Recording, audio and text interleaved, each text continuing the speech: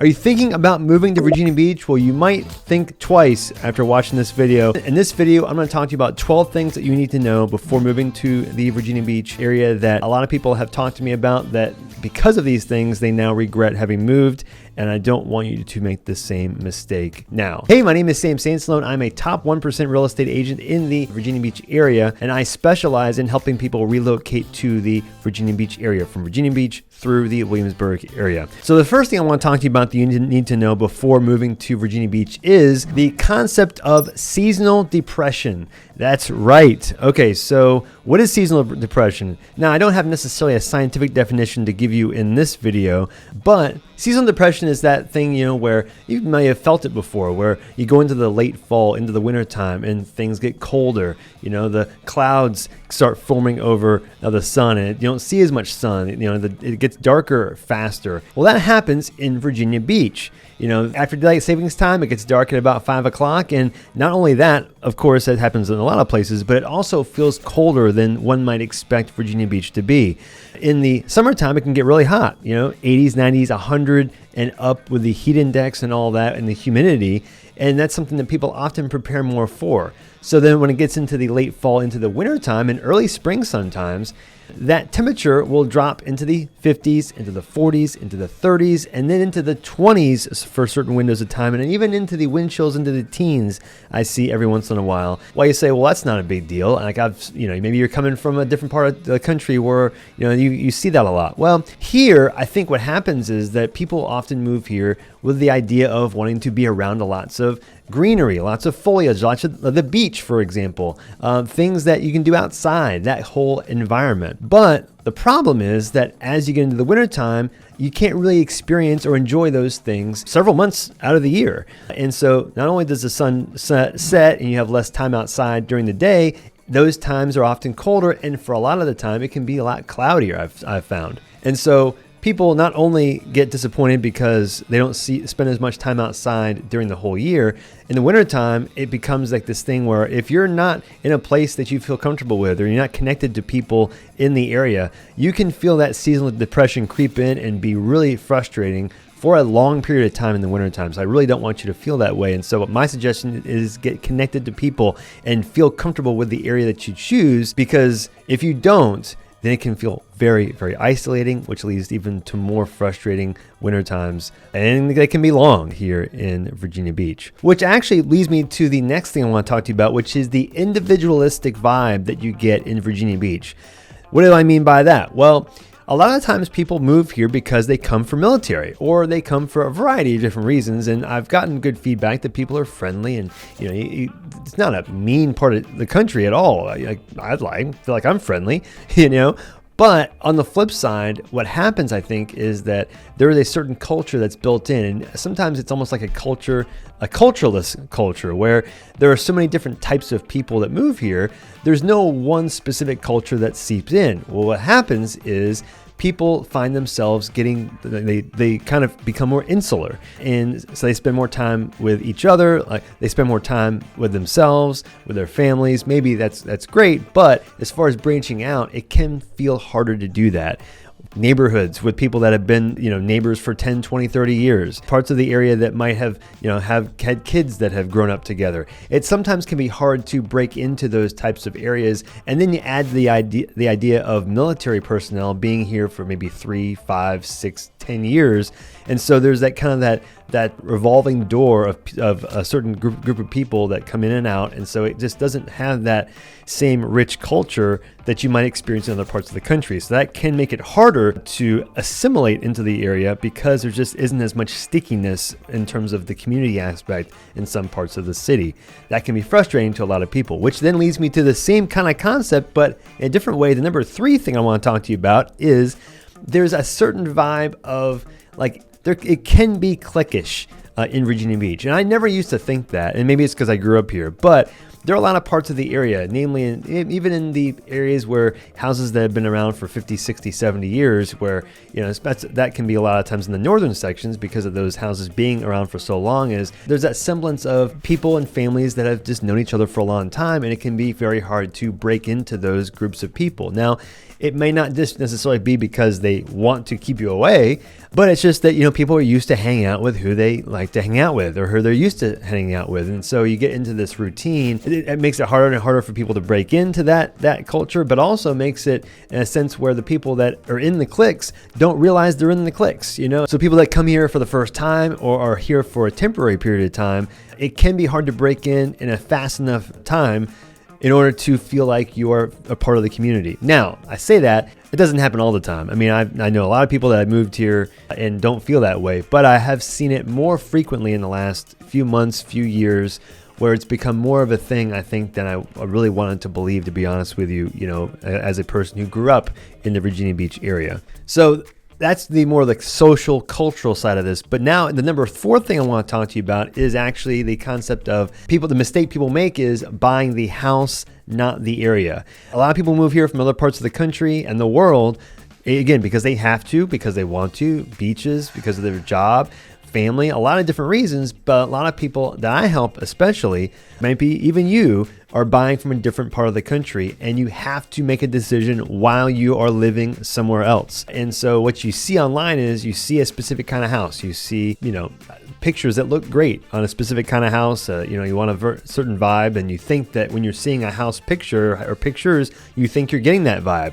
Then you associate that maybe with the concept of Virginia Beach, being near the beach, the whole, you know, beach vibe, the whole beach community, the sunshine, the sand, the beach, you know, all that together with the pictures you see in the house, and you got this concept of what you think the area is that you're buying into.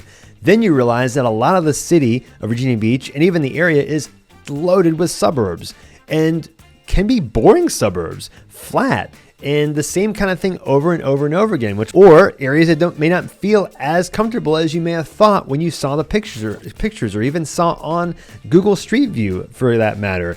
Places that just don't feel as nice as you may have expected. And so I think people make a big mistake about making the leap of, okay, I have an idea of what Virginia Beach I want it to be, but is that actually what it is in the area that I'm buying into? And so make sure you buy the area, not just the house. And that comes with research, knowing, you know, talking to your real estate agent, which that's what I do. I help people relocate into the area. But even regardless, talking to people, talking to neighbors, talking to people that have lived here and know the nuances of the area, not just Virginia Beach, but the Hampton Roads area at large. And so you can get more context about areas, because you might even find that there's a cheaper alternative, maybe going to Hampton, maybe going to Norfolk or parts of Chesapeake, or, you know, just differences because you don't have to live in the city of Virginia Beach. So maybe you want to live in another city. Well, that can be a drastically different experience as opposed to living in Virginia Beach or parts of the city that you in Virginia Beach. So definitely do your research before you get here about the area, and by the area, not just the house. On the research front, the next thing I want to talk to you about is people make the mistake of assuming that Virginia Beach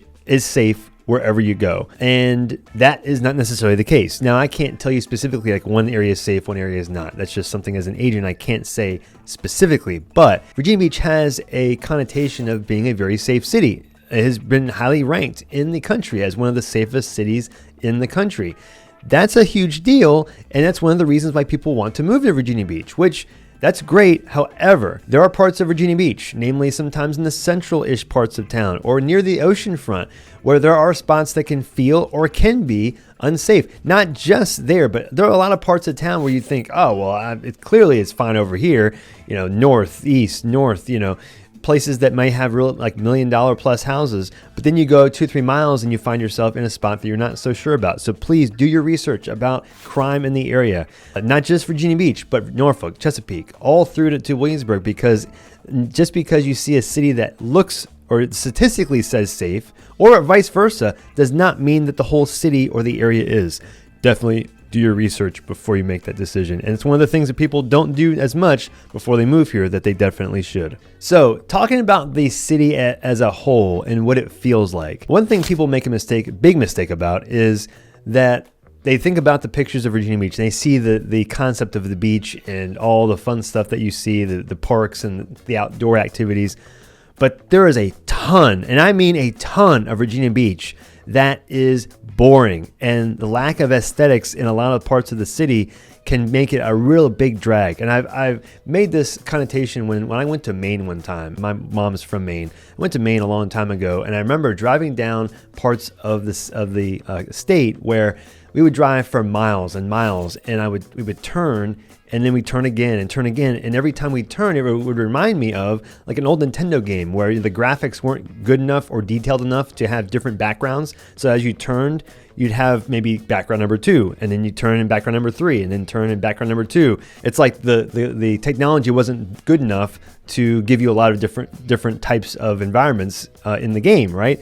That's kind of how it felt when I was driving through parts of Maine. Now, in a different way, that's how it feels sometimes when driving through Virginia Beach. What I mean, though, in this case is not in terms of it being like a bunch of rural countryside and you can't see the difference between one side and the other, but Virginia Beach is loaded with suburbs and strip malls, and there are a lot of parts that feel a lot different to me or someone who's a local, and you can see the differences. But man, when you get here, there are a lot of parts of it that just feel like that you're driving from one side to the other, and you haven't really felt like you've changed anything at all. It doesn't feel that much different at all.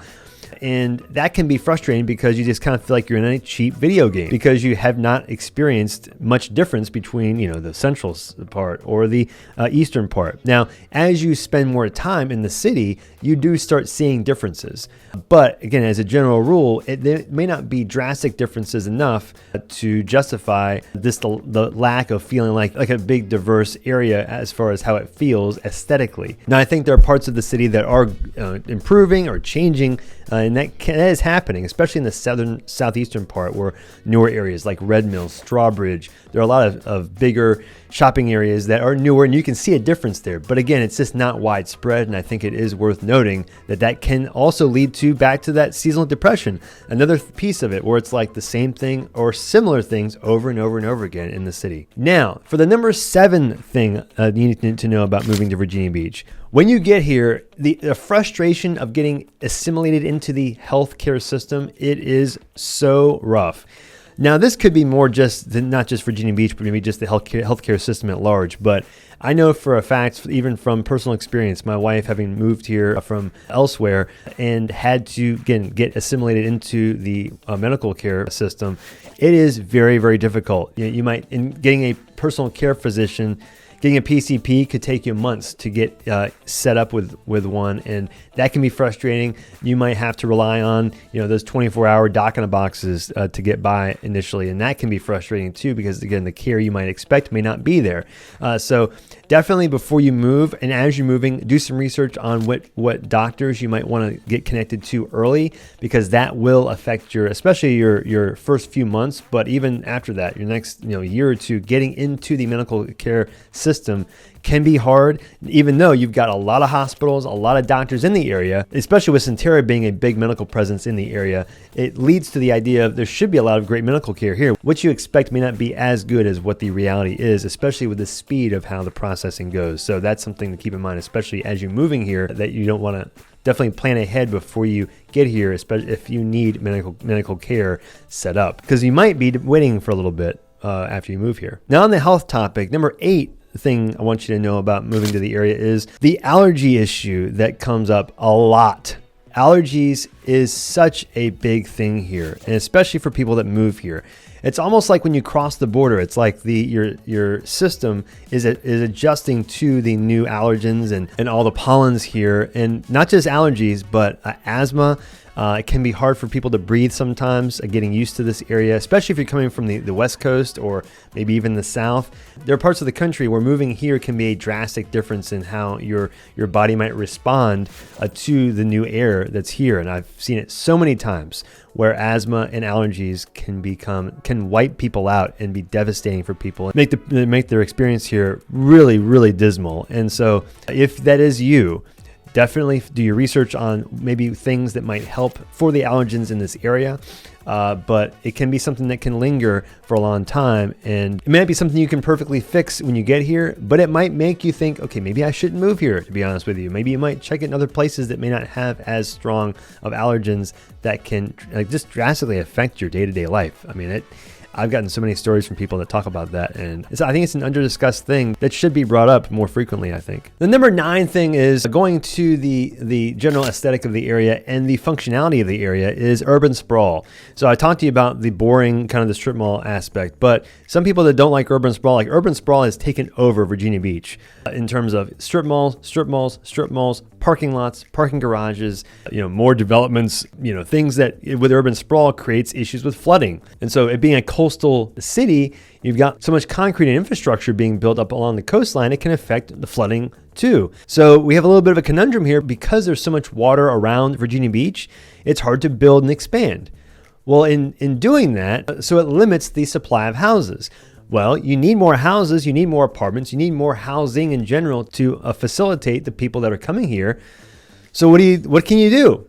You got to build where you can, when you can, and with that comes more and more urban sprawl. And so we do have parts of the area in Pungo, south of Virginia Beach, and like the countryside where it's not like that. There aren't as many places that experience urban sprawl in the southern part, southeastern especially, where it's more marshy, and Back Bay Wildlife Refuge, areas that are much more rural, totally flipped from the rest of the area. But because the rest of it, north, east, central, west, that whole area is kind of, you can't really expand it. It is what it is. It's been kind of built up to its max. So if you want to live or people want to build in that area, you either have to knock down old houses, you have to just define any other place to build. So because of the scarcity of places to build, it just makes the vacant land even more valuable to build on, which means, again, more urban sprawl, more concrete, more non-nature.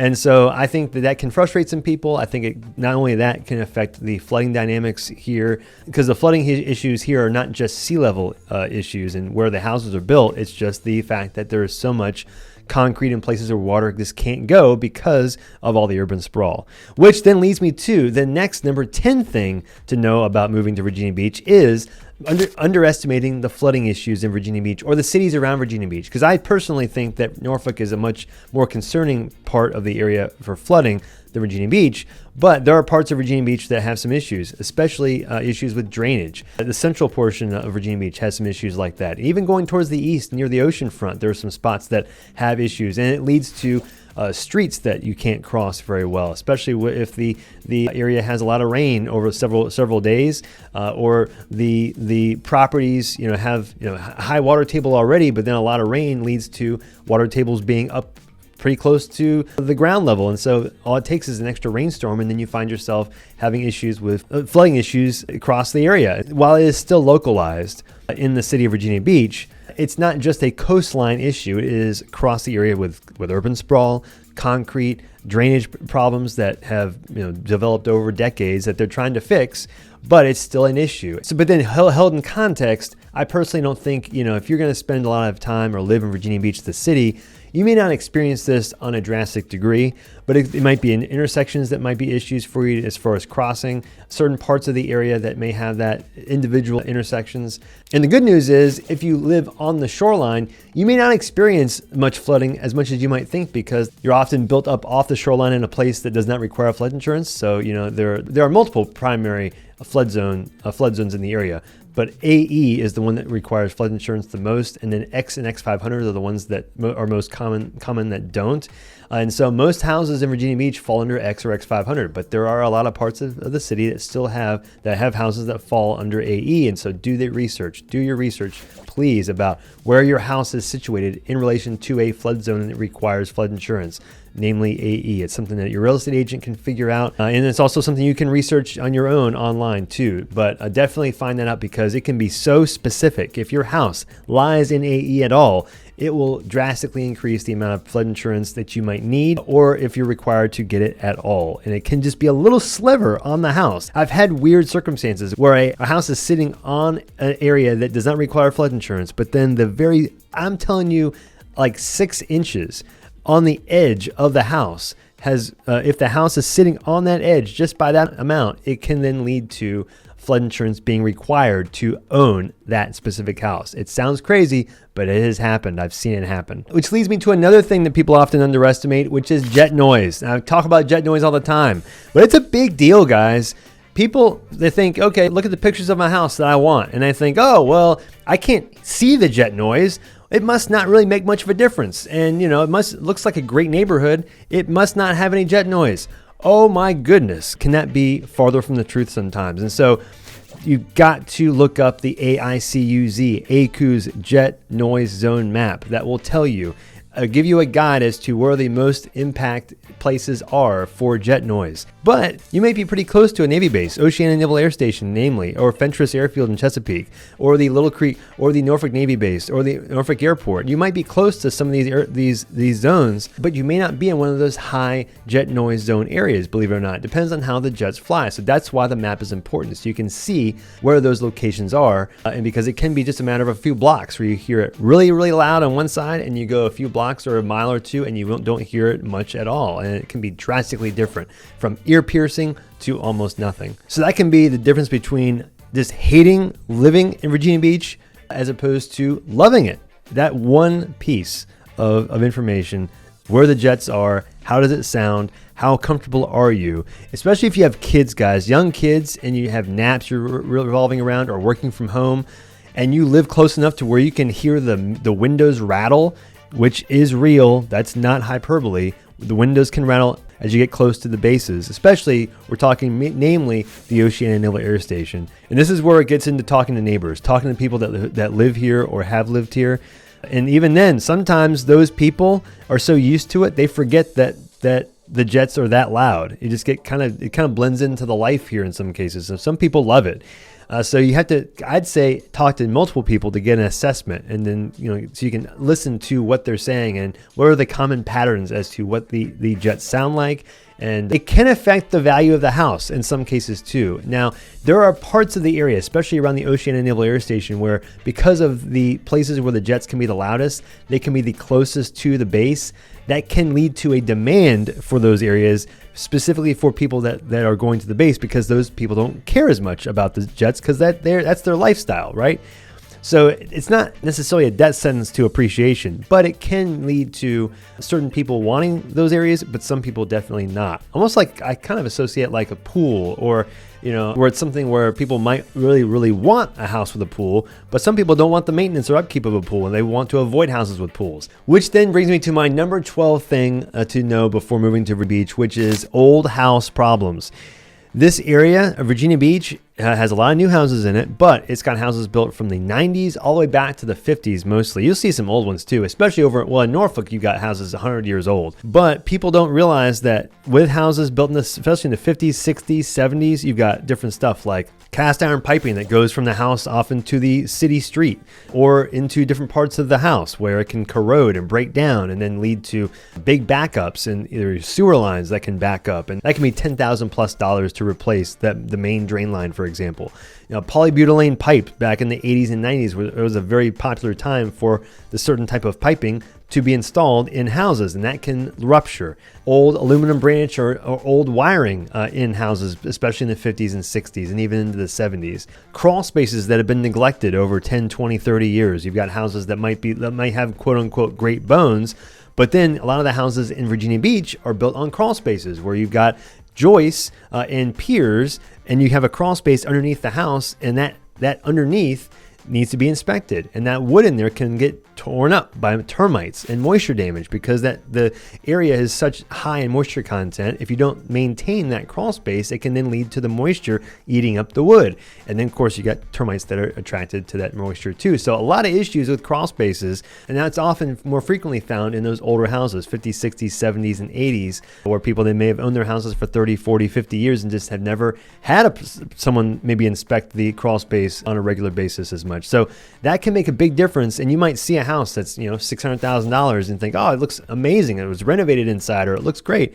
Then Then you find out that there are tens of thousands of dollars of multiple big systems that need to be replaced, repaired, brought up to current standards that you may not have factored in when you bought the house. So the purchase price is just one piece of the entire pie of buying a house in Virginia Beach. So that's something to keep in mind if you do plan to move here, because the budget amount that you want to plan for to own a house in Virginia Beach might change based on the type of house or age of house that you're looking for. So if you still, after all that, want to move to Virginia Beach, that's great. Let me know. I want to help you.